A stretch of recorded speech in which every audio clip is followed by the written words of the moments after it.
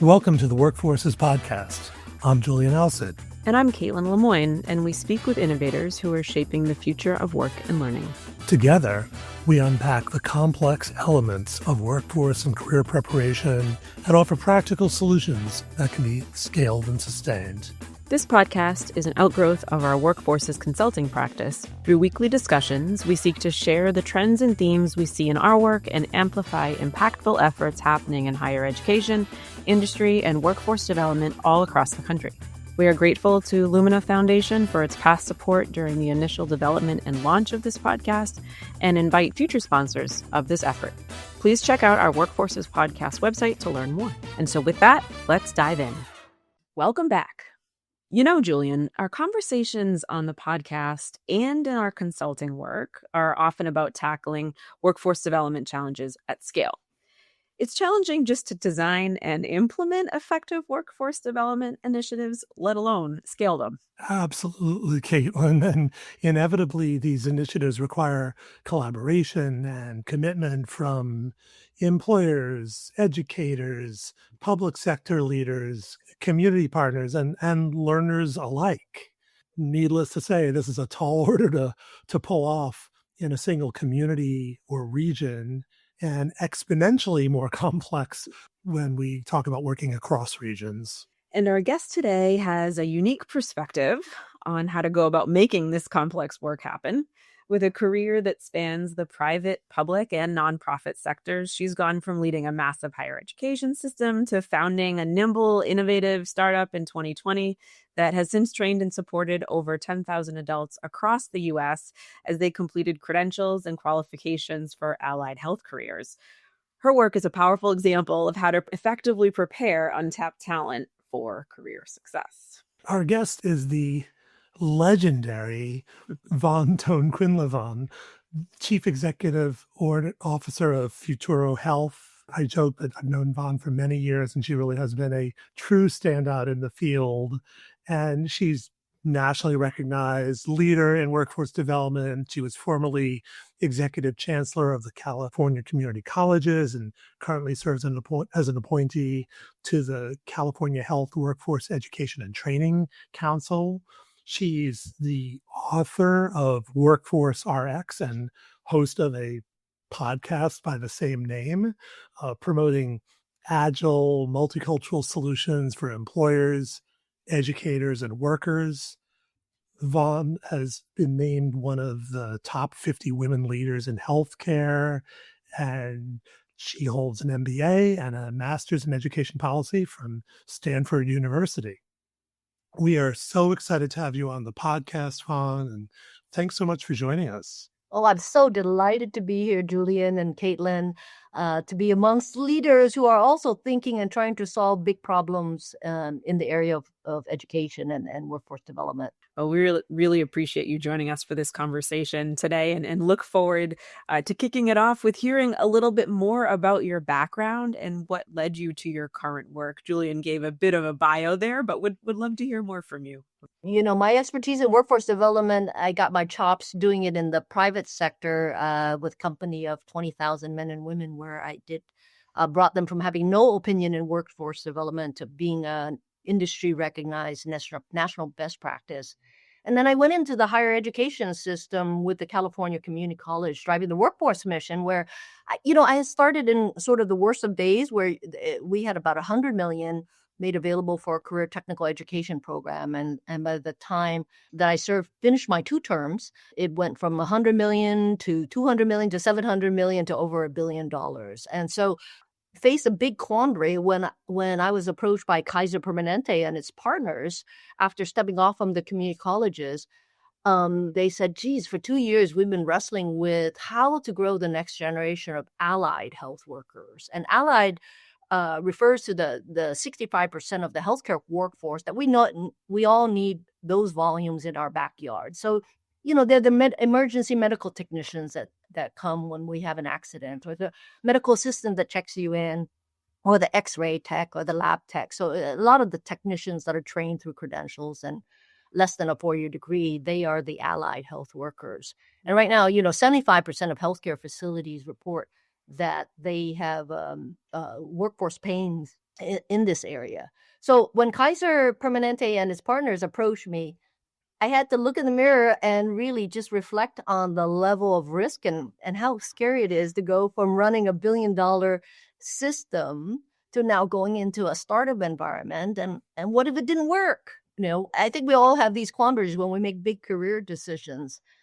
Fortunately, I had friends that reminded me of my early days, which was that I'm first generation who came from Vietnam through the war, and education opportunity was made available to me, and I feel very grateful for that. And I do feel the role that I had with the community colleges was a pay it forward role, and this role is also paying forward the opportunity that I had to others.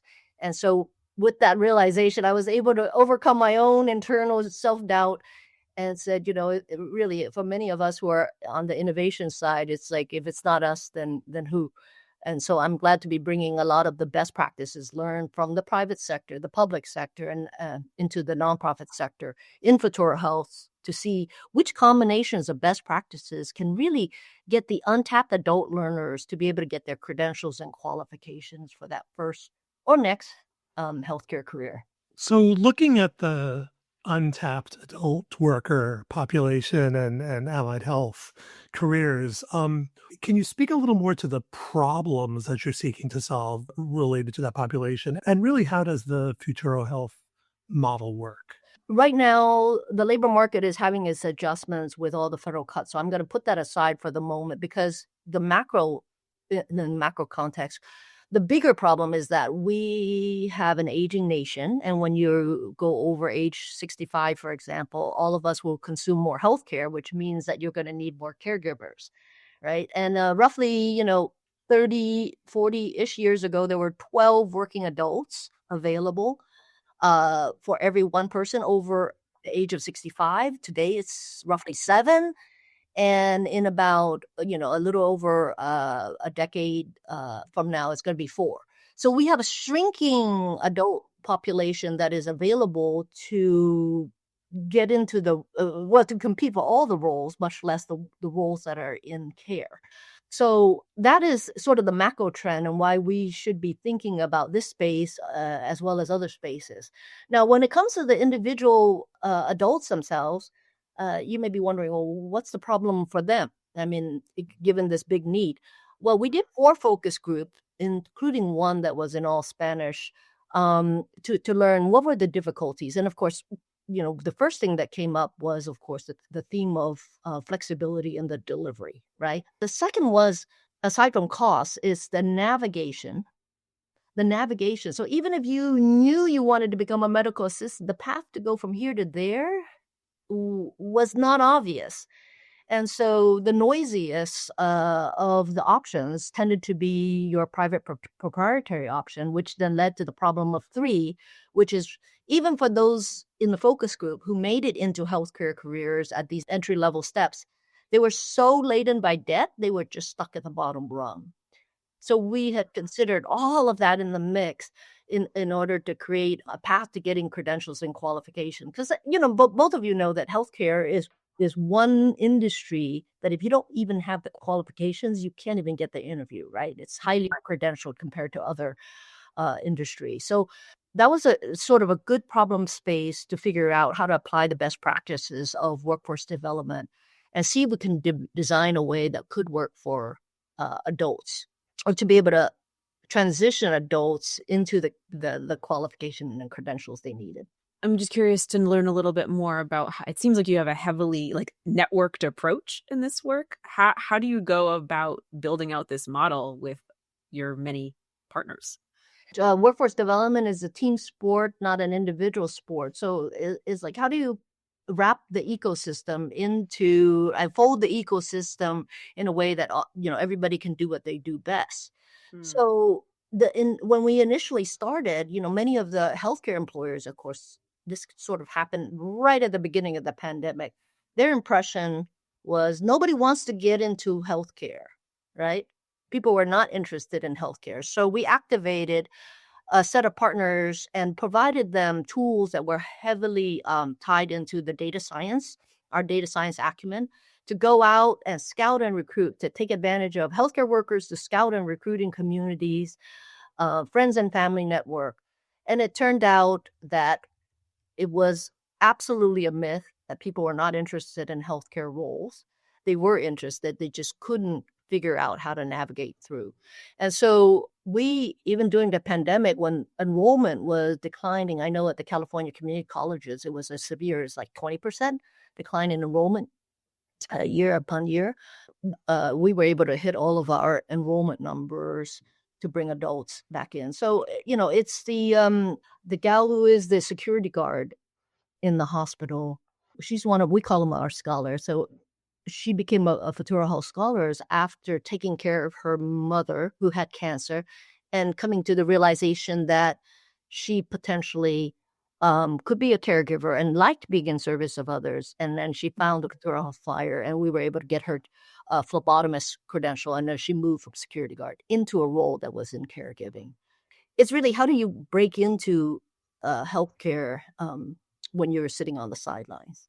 Putting on your pre-Futuro Health hat for a moment, when you were dealing with all the workforce development of the system, interested to hear what you're learning through the development and growth of Futuro Health that can be applied across industries. We were starting with some big numbers. So for example, in California alone, the need was for 500,000 more allied health workers. To begin looking at that, it's a design problem. Like most, like if we had the option with the capital we were given by the health system, we had the option of becoming an accredited institution ourselves. But we said, my goodness, how are we going to solve a 500,000 person problem by growing cohorts of 25, 25, 25, 25, right? I mean, it's a scale dilemma.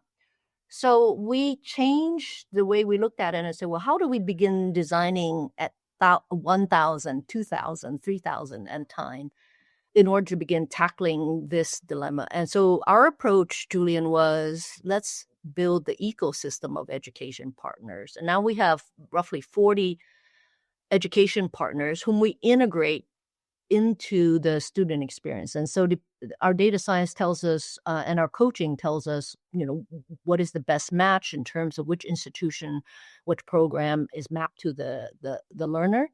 And then the key though, this is the key. The key is whether the education institution has the data exchange capability with us, because most of our partners, education partners, exchange data with us on a daily basis, right? So we know where the scholar is, where we needed to intervene, and because we're shepherding their entire journey, and thanks to sponsorships from employers and state agencies, they're coming out debt free as a result of going through this journey. So it's really important for us to not only provide the wraparound, that is the live touch throughout their entire journey, but there's the technical education program, of course, vetted, curated, based on industry demand. So we have 40 education provider, and everywhere we expand, we source and vet and integrate new education provider.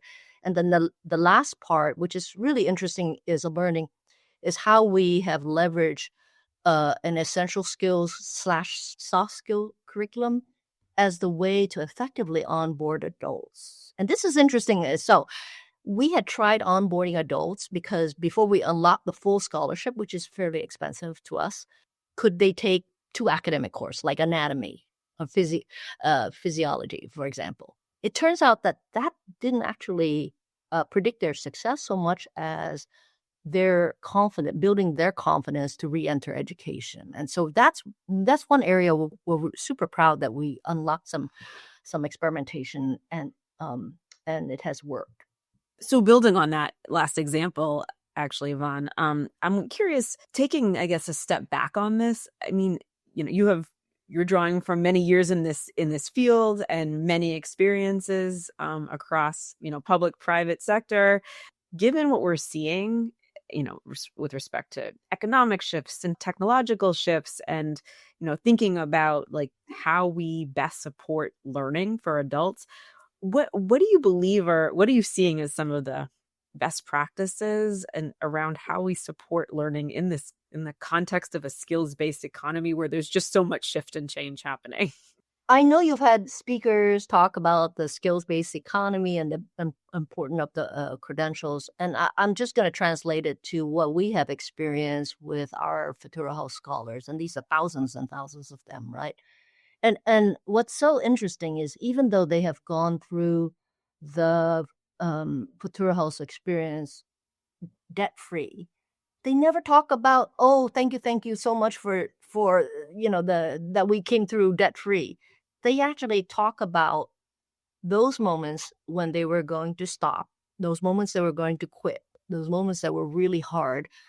And it was the live coaching that carried them through those moments of hardship.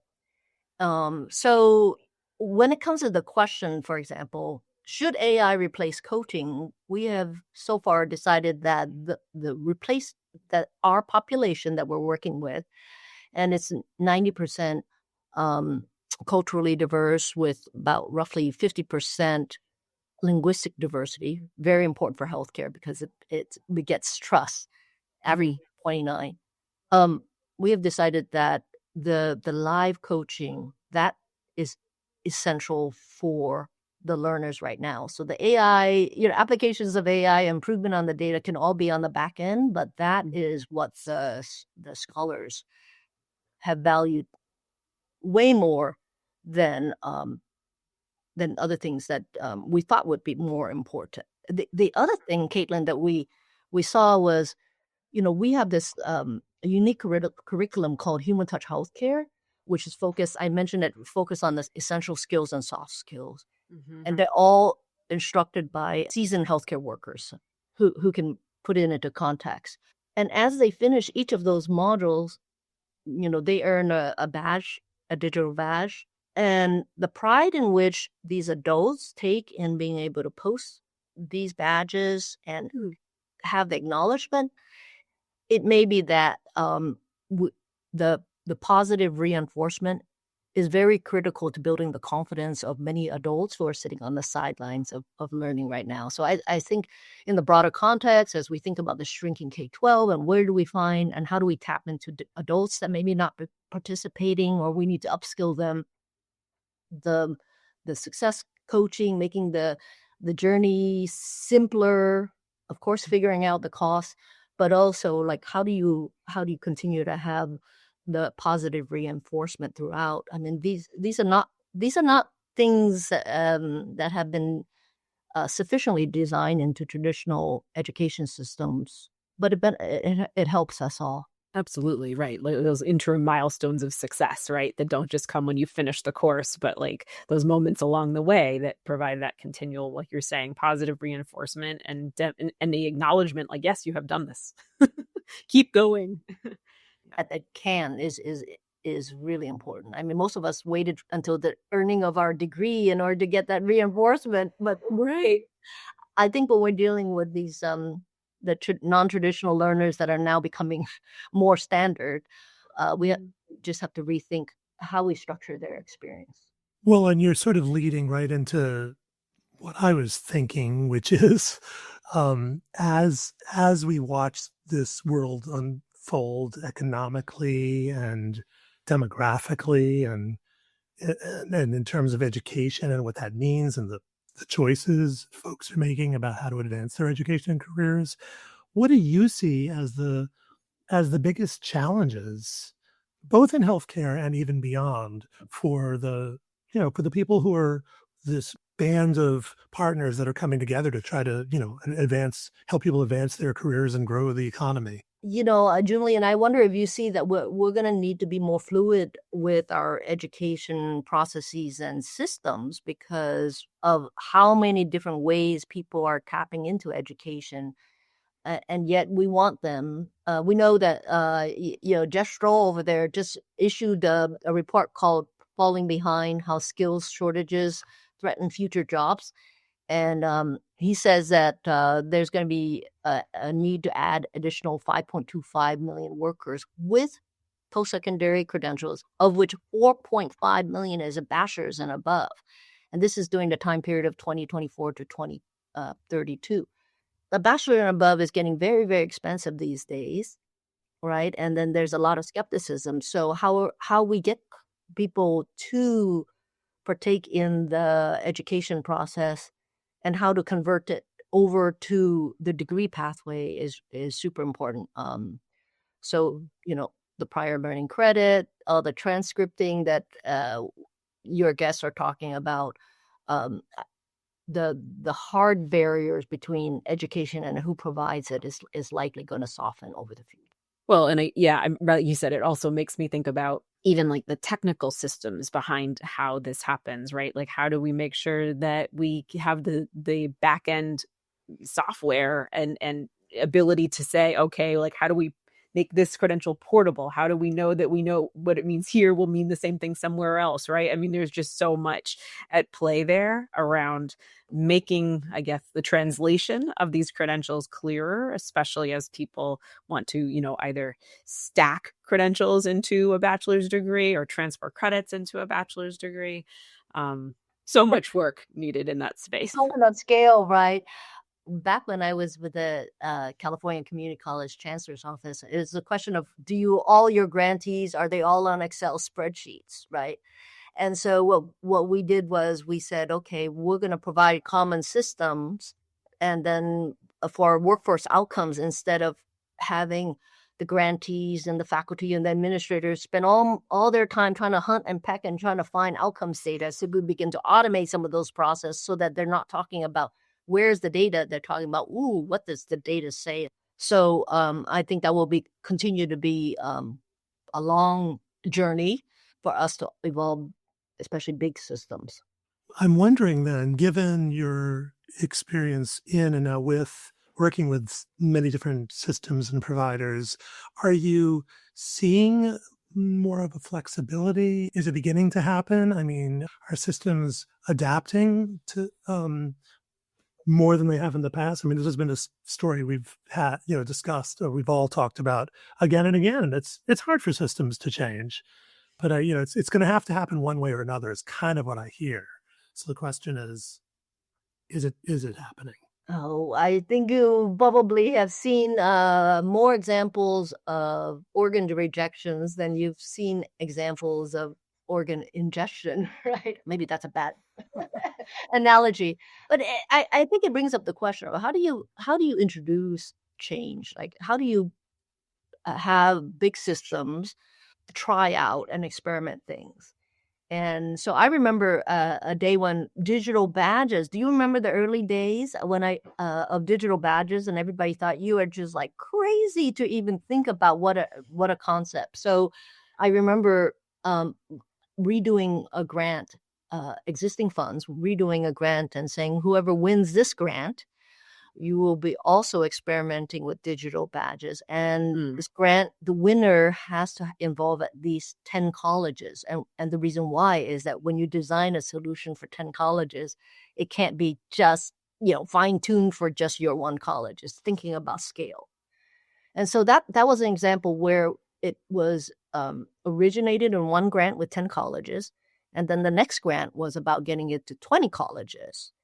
And then it went to about 60. By the time I left, it was like 80 something colleges had adopted the same trial and error. And it's now many, many moons later, it's sort of part of the DNA of a system and how students progress and how they see. I think you've heard of the career mapper, and it's been integrated to multiple tiers of higher education, not just one. So I think as we think about all the different technologies, a big question in change management is how do we begin to seed some experimentation so that a system can become familiar and then that adoption widens.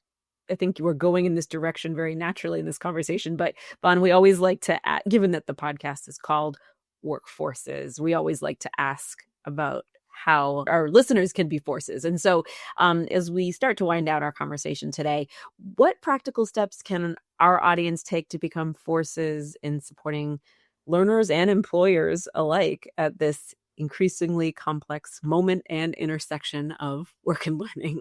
The biggest lesson I've learned throughout my various careers is that intentionality really matters, right?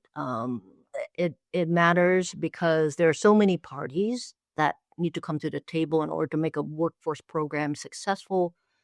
There's intentionality such that any funding that you have is not it doesn't manifest just as a one-time thing, but there is sort of an echoing and ongoing learning that's incorporated back into the DNA of the organization. So, I used to say that it's not just about money coming through, but it's money's metrics and data. They all have to be aligned for the behavior of our institutions to be where we want them to be. And that requires us to stay the course. So I know you have a big audience of higher education and workforce practitioners and leaders out there who are doing really important things. And so I just encourage folks as they're introducing innovation is to stay the course, because it does take time, and it does take staying the course in order for an innovation to have traction. Very sage advice, and sounds like you're proving the very notion. As we wind this down, we'd like to ask our guests, how can our listeners learn more and continue to follow your work? I would invite them to come to our website, which is futurohealth.org, and subscribe to our newsletter. And we were last year we were featured at the World Health Organization. I just came back from the G7 Canada, where we shared some of our best practices and what are the implications for growing, for example, the problem gambling workforce, mental and behavioral health. So there's a lot of good things that we're doing, because we have the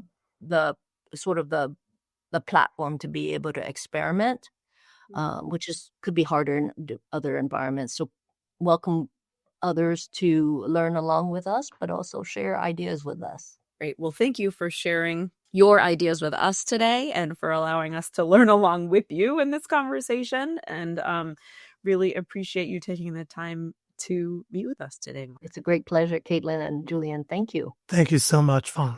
We hope you enjoyed today's conversation and appreciate you tuning in to Workforces. Thank you to our listeners and guests for their ongoing support, and a special thanks to our producer, Dustin Ramsdell. If you're interested in sponsoring the podcast or want to check out more episodes, please visit workforces.info/podcast. You can also find Workforces wherever you regularly listen to your favorite podcasts. If you enjoyed this episode, please subscribe, like, and share it with your colleagues and friends. And if you're interested in learning more about Workforces Consulting, please visit workforces.info/consulting for more details about our multi-service practice.